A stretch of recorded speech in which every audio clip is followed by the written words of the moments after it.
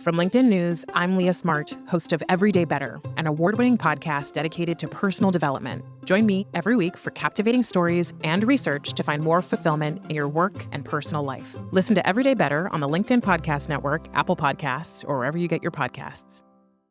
The HP AI PC breaks language barriers instantly by translating up to 44 languages in real time, powered by the Intel Core Ultra processor. With the right tools, work doesn't have to feel like work. Learn more at hp.com/AI PC.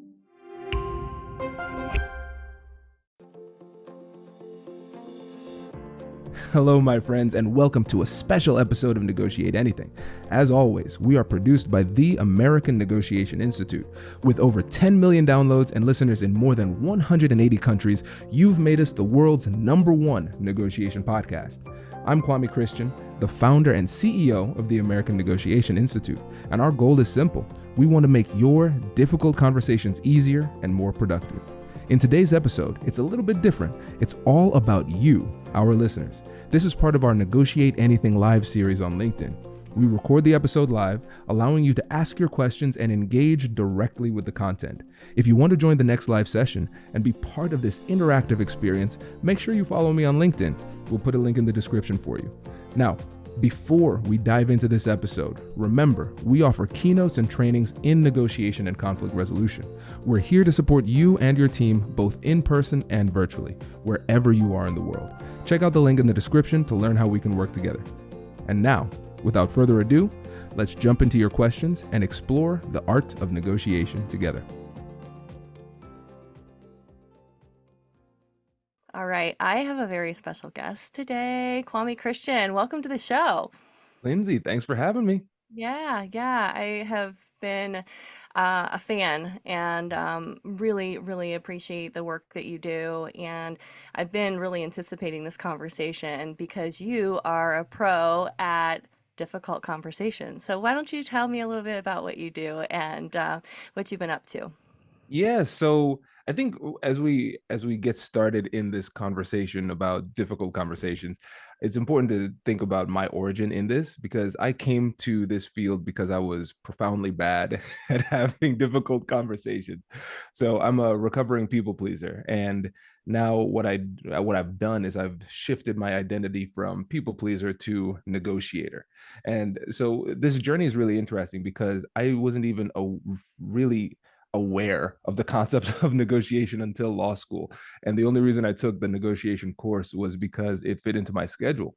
And when I took the course, it was eye-opening because it was the first time I saw that this is a skill, not just a talent. I could actually learn how to get better. I could advocate for myself. I can stand up for myself, and I have the formula. So I was obsessed with it. So we had these negotiation competitions at school, and I competed in that with my partner, and we won that competition. And then that gave us the opportunity to represent the school at the American Bar Association competition in Ottawa, Ontario. And we went and we won that competition as well. So I was hooked. And so I was saying to myself, this is great. I want to do this: conflict resolution, negotiation, alternative dispute resolution, because every time I did it successfully, it was a vote in favor for the man that I actually want to be. But for me, when I had opportunities to teach other people and see them have that aha moment, that's when I said, I need to teach this to other folks. And so that's what led me to start the American Negotiation Institute. And that's what we do. We have the #1 negotiation podcast in the world, Negotiate Anything. And we get to serve some of the largest organizations in the world, teaching people how to negotiate and resolve conflicts. Wow. I love hearing that it's a skill. It's not a talent, folks. It is a skill, so it can be learned, and that's amazing.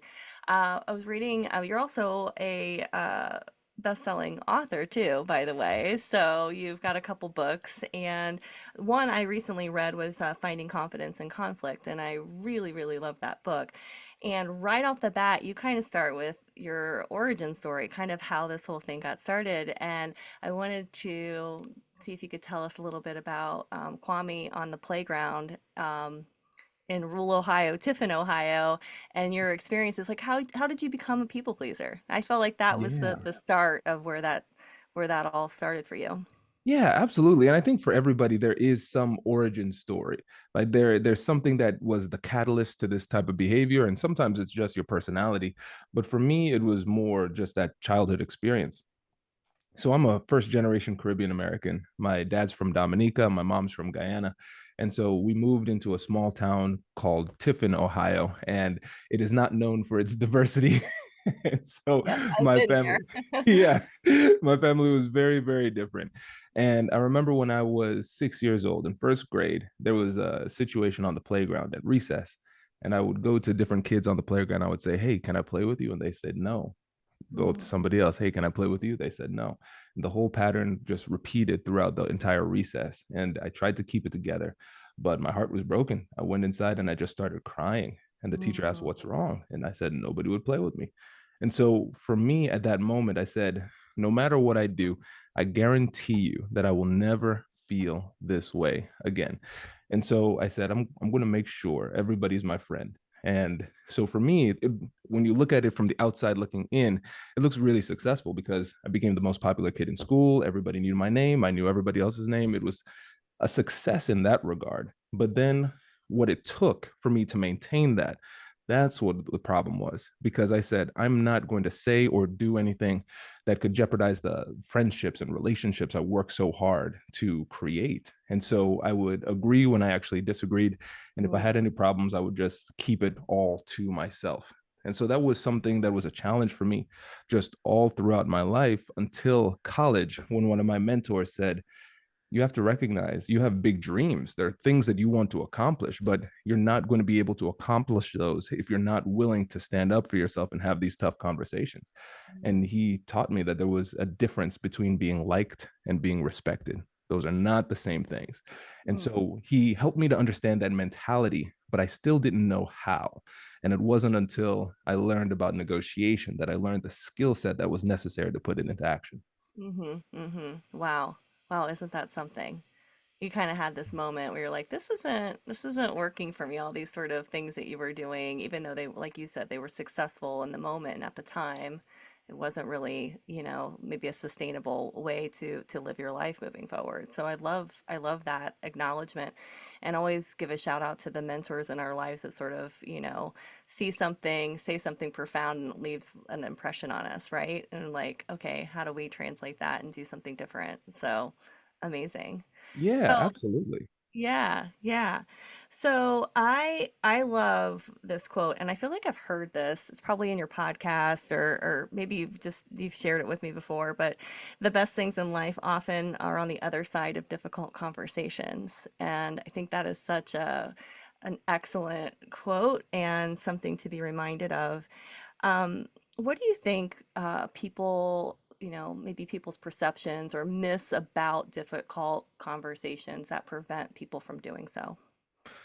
I think one thing that holds people back is the fear that it will ruin the relationship. Mm, And that's something that holds people back. They're afraid of the response of the other party. And so that either completely holds them back from having the conversation, they avoid it completely, or when they're in the conversation, they don't say what needs to be said. So they're not wholeheartedly engaged, they're not vulnerable and transparent. So even though communication is happening, the true messages are not being sent. mm-hmm, And one of the things that I recognize is that conflict is an opportunity. When you go back to the motto of the American Negotiation Institute, where we believe the best things in life are on the other side of difficult conversations. And when you think about that, all right, I'm going to lean into the conversation. I'm going to have an opportunity based thinking framework for this. So whenever you find yourself afraid of these conversations, just force yourself to finish this sentence. This conversation is an opportunity to blank. There's always an answer there. It's an opportunity to learn, to grow, to repair a broken relationship, to get clarity, to solve a problem, all of these things, but we're missing out on those opportunities if we don't move toward these conversations. So when you think about the psychology of humans, it's really simple. When we're approaching these new situations, we're asking ourselves a simple question. It's a binary choice. Should I approach or should I avoid? And if I focus on the risks, if I focus on the negative things that may occur, then I say I need to avoid this conversation.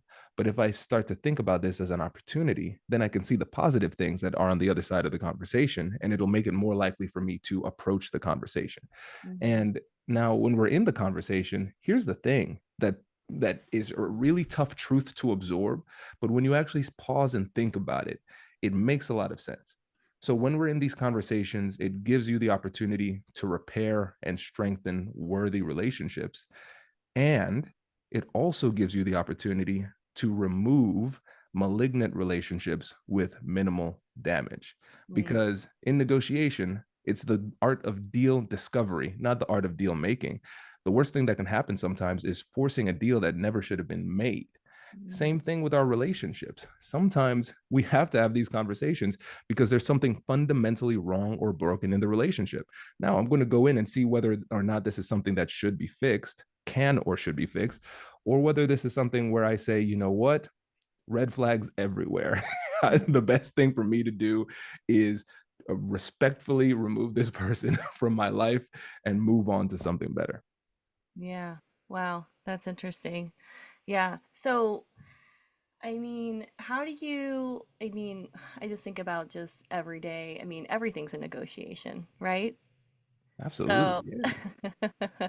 so how, I mean, I guess I just, it's like, how do you know which things to stand on? What things are important enough to sort of, bring to the table versus, I mean, I don't know, or maybe you're just constantly negotiating, Kwame, like it's an everyday thing as part of our lives, but like, I don't know if I have a question baked in here or not, but it's just kind of like, how do you know when it's the right time to lean into something that's difficult? Hello, my friends. Before we get back to today's episode, I want to ask you a question.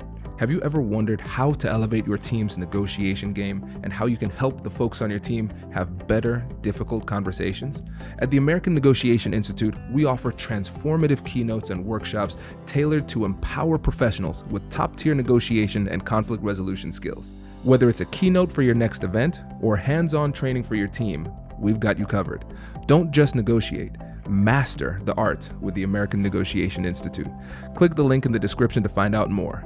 Elevate, negotiate, and succeed. Introducing the HP AI PC, your powerful AI assistant. Easily search through personal files, gain valuable insights, and make smarter, more informed business decisions. Unlock the future of work today with the HP AI PC, powered by the Intel Core Ultra processor. With the right tools, work doesn't have to feel like work. Learn more at hp.com/AIPC.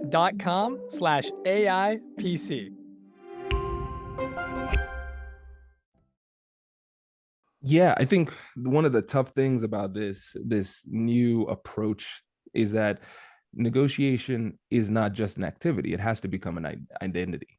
So Mm, in these conversations, I'm approaching it as a negotiator.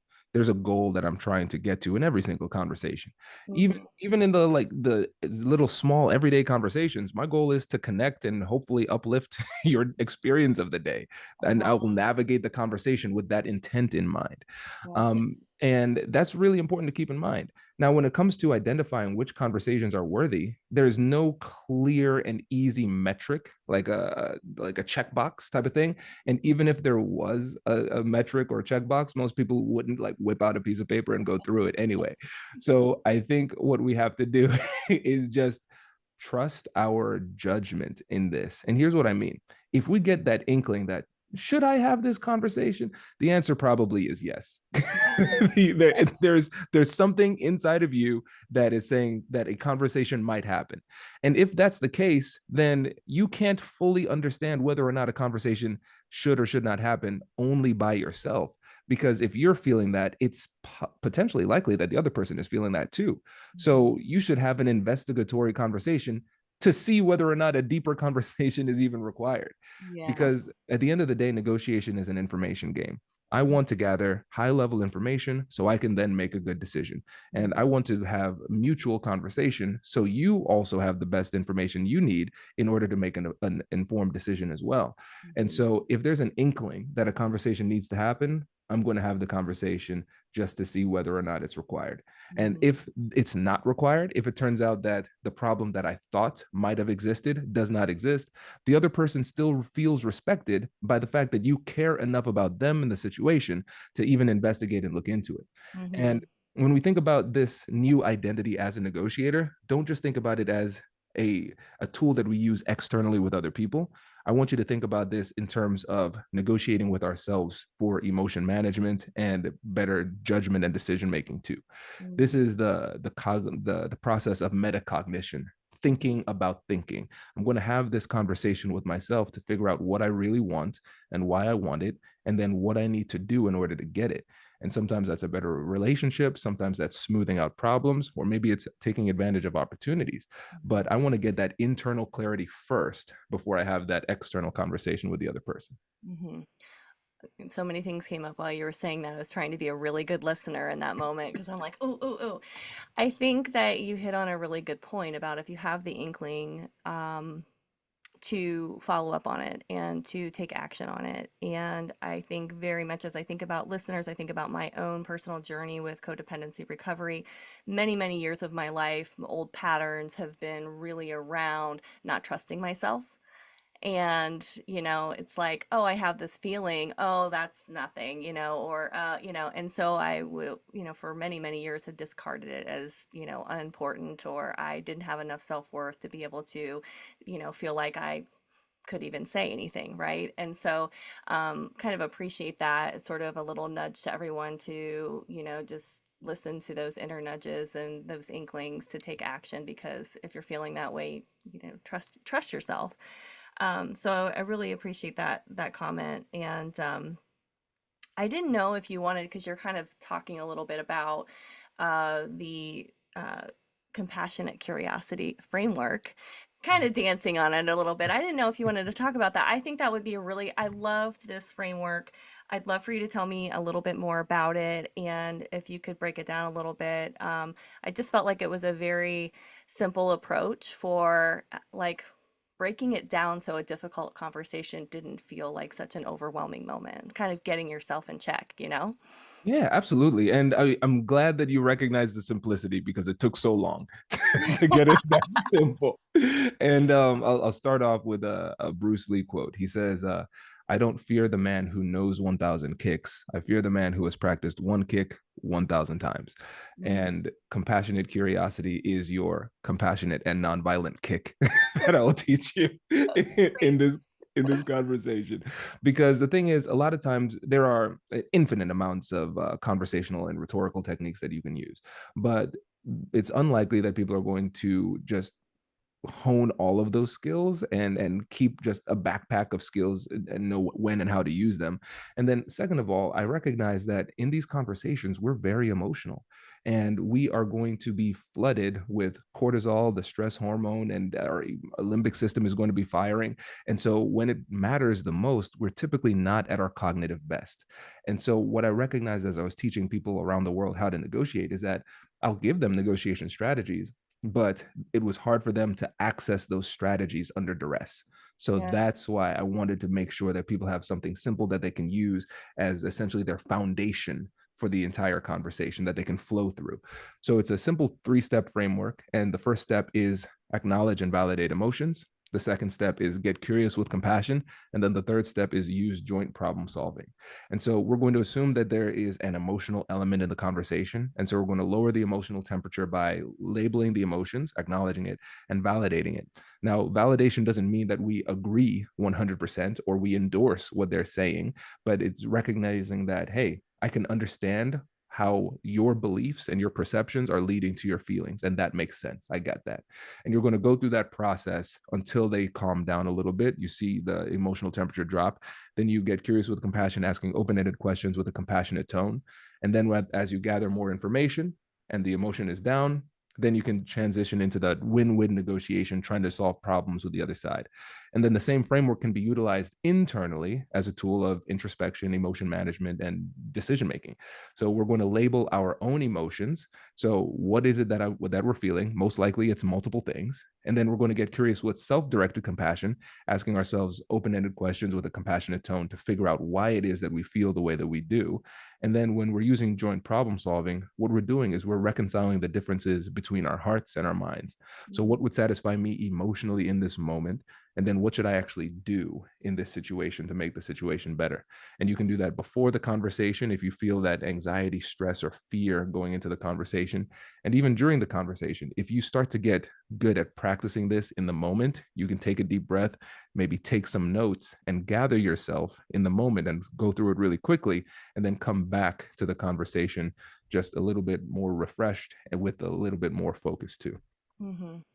Yeah, I appreciate the breakdown. Yeah, I really liked sort of the internal like sort of preparation too. Like, um, I'm trying to remember if it was around this particular framework, or if it was like another part of your book, but I really liked sort of, jotting down, what it is you're looking for, and how are you feeling, heart and mind, about this. And I think that oftentimes, the emotional does take over and you don't take time to have that reflective moment with yourself.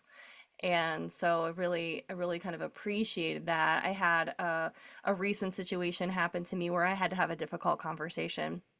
And it was interesting because I didn't take action right away. And so you talk about that too in the book, like, hey, don't wait too long, like get on that. Mhm. Um, but for me, however, for me, I needed to take a minute to really, because I was very emotional about it, but it took me a moment with myself to kind of work through, okay, what's going on here? Why do I feel this way? What do I think the intent was of the other person? Can we give them the benefit of the doubt? So there was a lot of preparation on my part and self-talk to work myself up to say, okay, I'm going to lean in and I'm going to have this difficult conversation. And it was like kind of validating when I read that in your book, that I was like, oh, I did that. Now I took a week to get there, but I still move forward. And I was really proud of how I handled that and how I kind of represented myself in that moment. So, yeah, taking that time for yourself and making sure where you're at is really important. I, And thinking about where they're at too, I love the empathy and the sort of assuming the best for humanity, right? We're all human beings here. We always just have a different perspective that we're bringing to the table. Absolutely. And Lindsay, first of all, kudos for having the conversation. And secondly, there are two things that I want to pull out from this. First, we have to recognize that emotions often precede understanding. So a lot of times we'll be confronted with a situation or a potential conversation and we'll feel a certain way about that, but we won't even understand why. And so our limbic system, our amygdala, often can make that read faster. And then it's our job to go through that introspective process to figure out what that emotional signal is. And Hmm. so that clarity is really important. We can't assume that we understand ourselves, you know, So and true. and that can be really humbling. And then the second thing is, once you had the conversation, what did you feel? You felt proud. You felt pride. And what we have to do is sometimes what is required is we need to build up a treasure trove of evidence of our ability to perform in these situations. So let's go back to one of the things that you said. Sometimes in the past, it felt hard to trust yourself. And I think sometimes you can reinterpret confidence as trusting your skills and trusting your ability to perform under certain circumstances. Trusting yourself is just like trusting somebody else. We need multiple positive interactions in order to build trust with other people. And we need multiple positive interactions to build trust with ourselves, utilizing new skills. So Yeah. when you actually take the time to start having these conversations, despite the fact that you're scared, what you're doing is you're proving to yourself, I can trust myself under these circumstances, and I feel proud after the fact. And so you're Hmm. starting to build this habit of engagement. It's a complete reframe of everything else. Because if you have that habit of disengagement, what we have is the the cue, and then we have the reward. Like there's an anatomy of the habit creation. So I have a stimulus, and then I have a response, and then I have a reward. And so for disengagement, what it is I have a stimulus, which is a scary conversation. My response is avoidance, and by not doing the scary thing, I feel safe, and so that solidifies the habit. But now we're changing that habit by saying, okay, I have the stimulus, we have the scary conversation, and now I'm actually going to have the conversation. Then I feel proud. The pride is the reward. And so now we're just reprogramming our mind over time to engage really well in these conversations. Yeah, and also reframing the definition of safety, right? So perceived safety, and how, old coping mechanisms and patterns to kind of create a level of safety, in childhood, let's say, versus when you become an adult. I mean, we have agency over our lives and over our choices as adults. And so, yeah, um, safety is a lot different to me than it used to be. So that's a really interesting thing that you just said there. Okay, cool. Well, I think one final sort of item that I wanted to touch upon was the confidence piece. I know you get that question a lot during your trainings. People are like, well, I can like really stand up for my kids, but I can't stand up for myself. I mean, women are really, it's common for women to struggle in that area of being able to stand up for themselves. Um, but we all struggle. It's not just a gender thing either. We all have different degrees of confidence. And so I guess my question is like, how important is confidence in a difficult conversation? And if people are struggling to get there, how do you start building that muscle? Confidence is crucial. Confidence is crucial. And I think one of the things that's important to recognize is that confidence is compartmentalized. And so you can be confident in one part of your life, but then you could be completely lacking in confidence in another part of your life.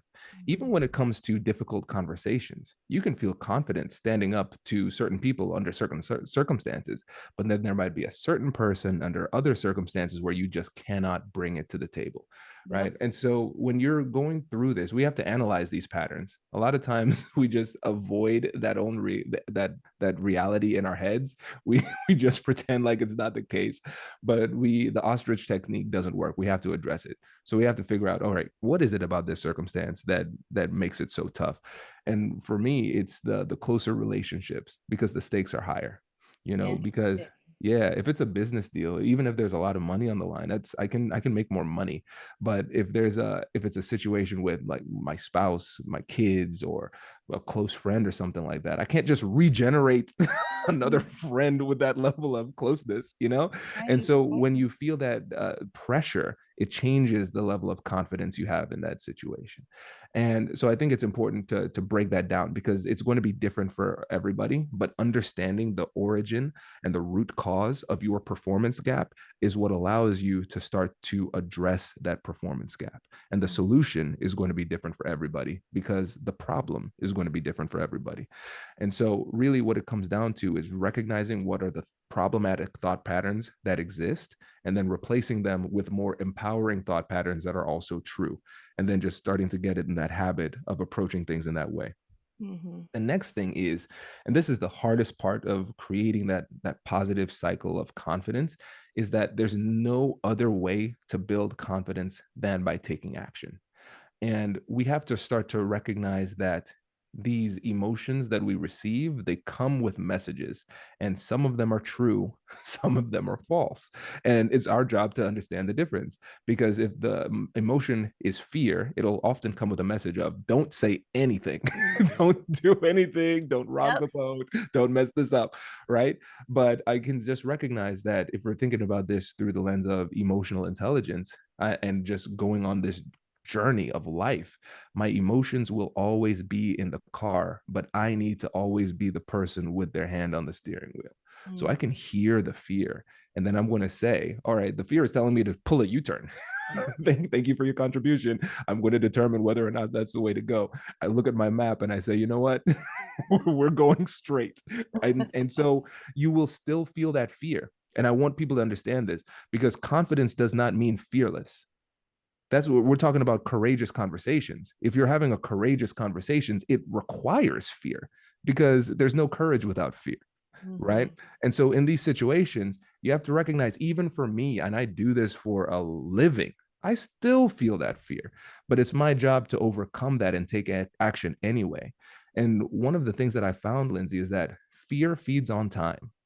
The more time we give it, the more it will start to grow.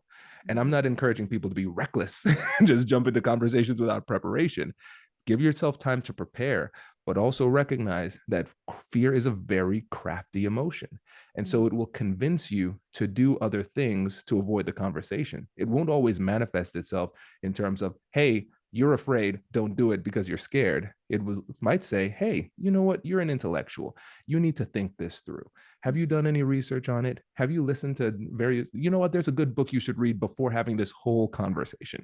Okay. Well, maybe you should talk to this person, set up this set, all of these things. And then what we're doing is we're creating more space and distance between right now and having the conversation. And then until it gets to a point where it's like 3 months later, and now it'll be really weird to bring it up. Right.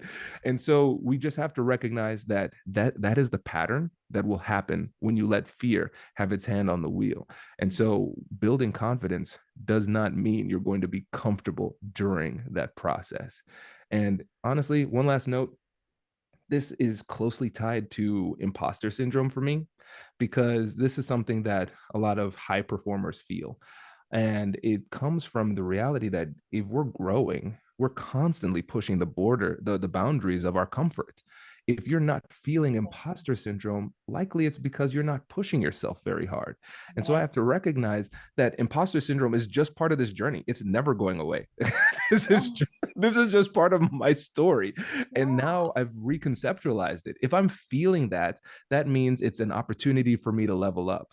Oh, yeah, this is scary. I don't necessarily like this feeling, but it's actually a signal that I'm probably on the brink of doing something really big, something that is important, something that's going to move me to a new level.